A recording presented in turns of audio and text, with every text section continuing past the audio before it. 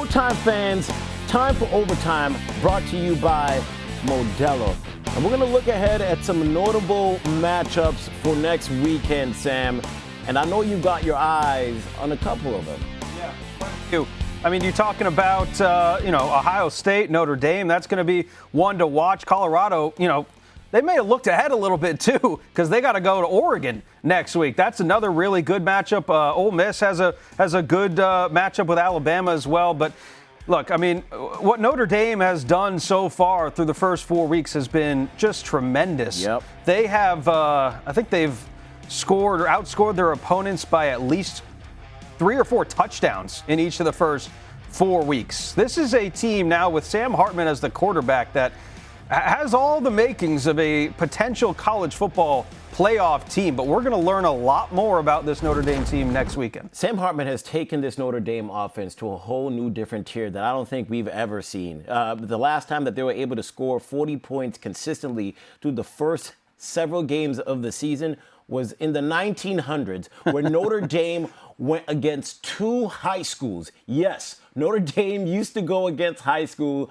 all the way back then. And then just statistically speaking, from Sam Hartman and the numbers that he's putting up, in 3 games, he has 4 total touchdowns and 0 interceptions this season, already tied for the second most by an Irish QB in a season over the last 25 years. We're not even halfway through the season, right, and Sam Hartman is breaking records. He was the one that they needed to come in and change his team. And I said it in one of our other shows, Notre Dame is a team that might crack into that top. That's a team that can crack into that playoff and make some noise. Well, I think, too, and again, this is a bigger picture conversation, but we were talking earlier on the college football show. We've been talking on this show, like, who is the best team in college football this year? And I think it's okay to not have an answer yet to that question. But I do think it's important to note that the parity in college football this season has been unlike anything we've seen really in recent memory. I mean, you saw teams today, like, you have a huge question mark about Georgia still. You have massive question marks about Alabama. Florida State showed some question marks today. Like, I just don't know that we know who the best team in college football is, but I do think we will get more answers after some of those ranked matchups next weekend. Yeah, and I'd love to hear what the chat is saying because I'm keeping an eye on this. And shout out to Trudy. I see you out there in the chat.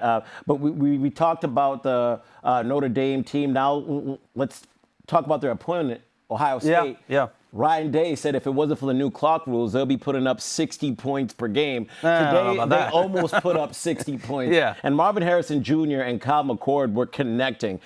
Ryan Day finally committed to naming Kyle McCord the starter of the team. You and I are on the show with Matt Sims, the college football show, which airs from 7 to 8 p.m. every Saturday. Right before this, tune in with Sam, myself, and Matt. And Matt coaches McCord. He's one of his trainers.